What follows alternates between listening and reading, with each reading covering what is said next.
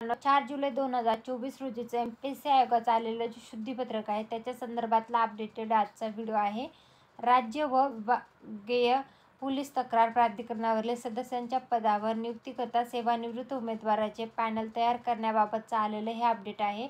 जाहिरात क्रमांक 36/2024 21 मार्च 2024 संदर्भातलं माननीय सर्वोच्च न्यायालयाचे आदेश विचारात घेऊन शासनाच्या गृह विभागाच्या मागणीनुसार महाराष्ट्र लोकसेवा आयोगामार्फत राज्य व विभागीय पोलीस तक्रार प्राधिकरणावरील रिक्त असलेल्या सदस्यांच्या पदावर नियुक्तीकरता अर्हताप्राप्त सेवानिवृत्त उमेदवारांचे पॅनल तयार करून देण्याकरता 21 मार्च 2024 रोजी जाहिरात क्रमांक 36/2024 प्रसिद्ध करण्यात आली आहे.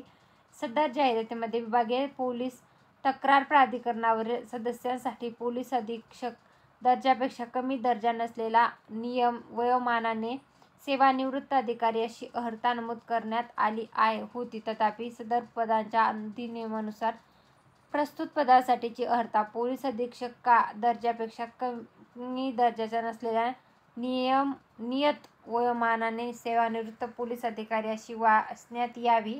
जाहिरातीमधील इतर अटी व शर्तीमध्ये कोणताही बदल नाहीत याची सर्वांनी नोंद घ्यायची आहे.